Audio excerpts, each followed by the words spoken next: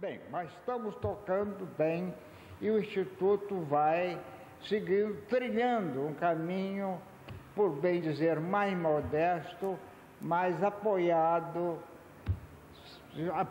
devidamente pela Fundação de Cultura e constando presentemente de vários departamentos. Departamentos é o modo de nós dizermos, porque não é bem departamento, mas numa linguagem, sob o ponto de vista da denominação, ponto de vista geral da denominação, podemos dizer departamentos, possuindo, portanto, um museu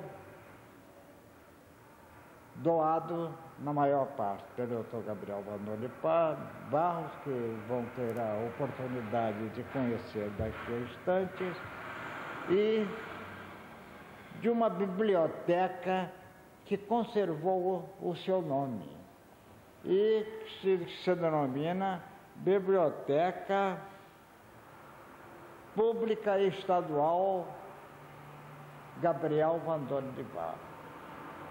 De modo que é a biblioteca que nós possuímos com alguns milhares de exemplares. E possuímos mais uma sala de exposição de pintura, a qual há a pretensão de ser transformada numa biblioteca, numa pinacoteca. Futuramente será uma pinacoteca. E cooperamos estreitamente com a população corumbaense na questão de cessão de salas para conferências, para cessão de sessões ordinárias de sociedade. Abrigamos aqui a própria Academia Mato Grossense, que está localizada aqui ao lado, e assim vamos dizer.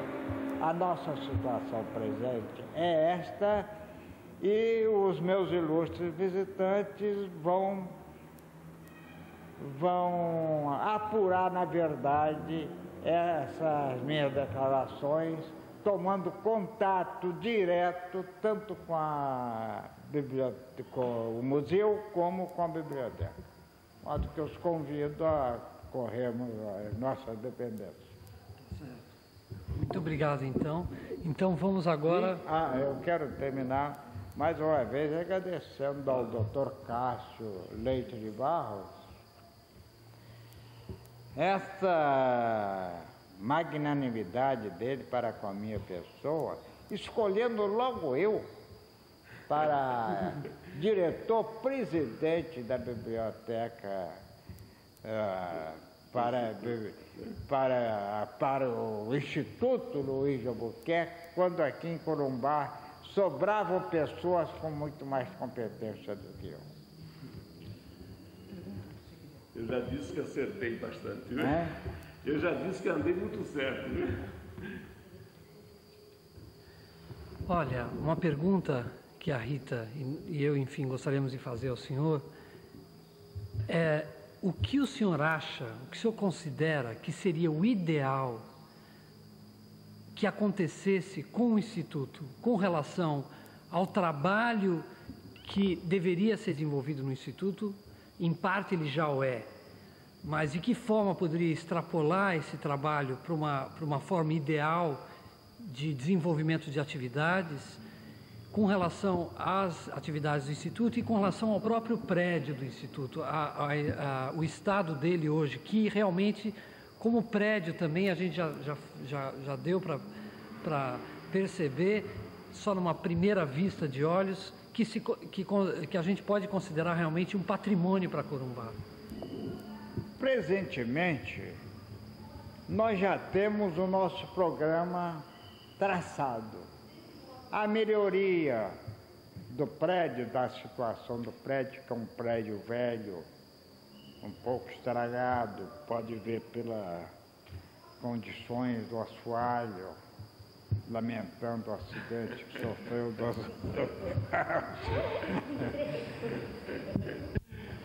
mostra que a questão do reparo total do Instituto é urgente.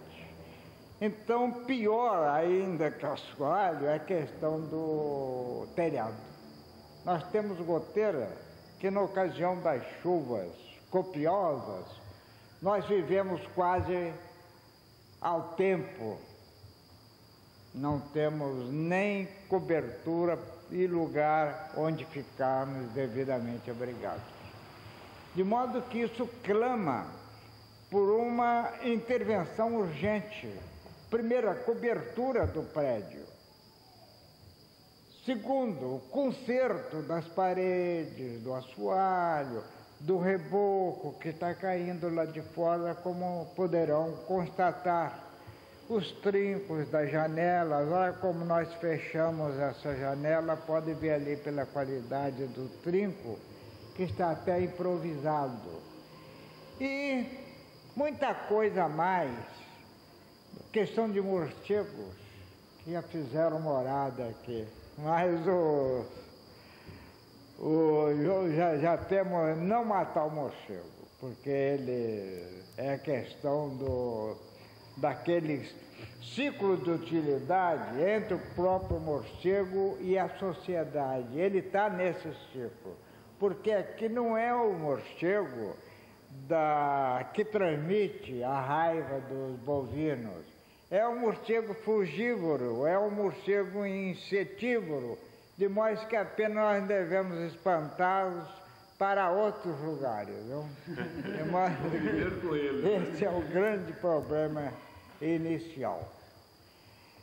Temos ainda outros consertos do porão, porque antigamente, na época que foi construído esse prédio, em 1918, estava previsto um porão. E como era muito usado no fim da década 10ª do século, era muito usado o porão, né? Hoje já caiu em desuso, ninguém pensa mais em construir porão. Mas, de algum lado, o porão até é útil. Nós é para depósito, para localização de banda de música, como temos a banda de música abrigada de porão. Agora eu quero ressaltar a mutualidade que tem existido entre a prefeitura e a Casa de Cultura Luiz Albuquerque. A prefeitura nos cedendo sempre funcionários dela. Aqui, por exemplo, trabalham presentemente 3 funcionários do Instituto, porque nessa difícil fase em que nós vivemos, foram cortados cerca de 50% dos funcionários. E nós nos encontramos numa situação crítica para manter o funcionamento do Instituto. E continuamos nessa situação. Mas isto é paciência até o governo corrigir novamente a situação. E o Instituto, por sua vez, prestando serviço sempre à Prefeitura, havendo entre o museu e a Prefeitura uma nítida compreensão. Agora perdi o fio da meada. Não, aí a segunda questão é com relação ao próprio desenvolvimento das atividades do Instituto. Bem, então nós estamos hoje com museu, biblioteca, uma sala onde pretendemos transformar a Pinacoteca e o salão de conferências, que é um salão amplo, onde esteve justamente o senhor governador do estado na fundação do Instituto e também o nosso amigo lá de Pernambuco, Gilberto Freire. Doutor, olha só um parênteses. Nessa presença do grande sociólogo brasileiro, tem o renome internacional, doutor Gilberto Freire, foi nesta casa que ele lançou uma de suas obras constantes de sua coleção, né? Que é justamente a biografia de Dom Luiz de Albuquerque de Melo Pereira e Castro. Eu me esqueci de referir. Aqui ele lançou o livro Luiz de Albuquerque, foi o 4º capitão-general de Mato Grosso e fundador de Corumbá também. De modo que sempre aqui, desde o tempo do governo do Aquino, a fundação no sentido geral, né? Teve em mira homenagear o quarto capitão-general, chamando o Grupo Escolar Luiz Albuquerque, depois chamando o Instituto Luiz Albuquerque, finalmente Casa de Cultura Luiz Albuquerque. De modo que nós temos que nos contentar, eu acho que também a Corumbá vai servir muito a questão de contar com uma biblioteca que será futuramente de primeira qualidade. E um museu que paulatinamente vai se enriquecendo com a aquisição de novos donativos, de novas peças museológicas. Como outro dia nós recebemos aqui uma doação muito interessante da dona Isolina Xavier, que é uma imagem de santa talhada na madeira, que é Nossa Senhora da Conceição e que nós guardamos com todo cuidado, porque achamos uma peça muito interessante.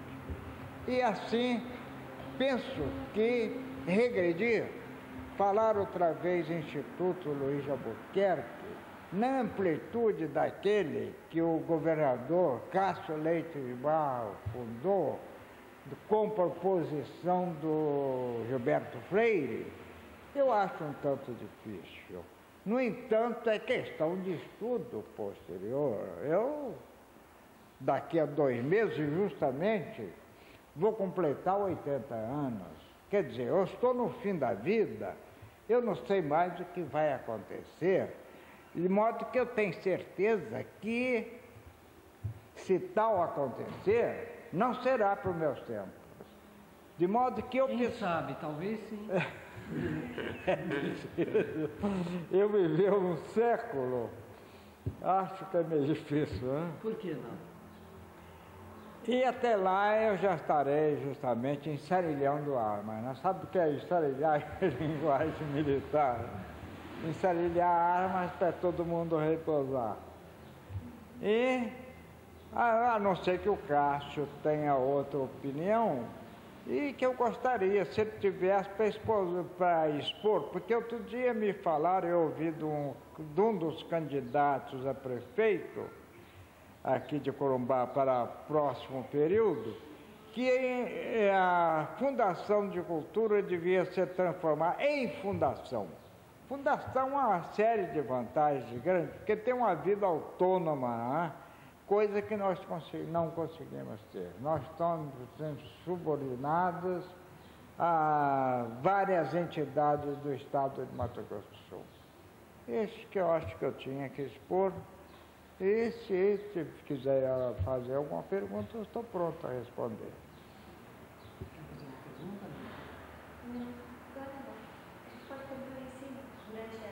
Doutor Alessio, eu queria fazer uma pergunta, é o seguinte. Essa proposição do candidato é para uma fundação de natureza privada ou uma fundação pública? Bem, ele não falou de que natureza é, mas eu penso que é de natureza pública.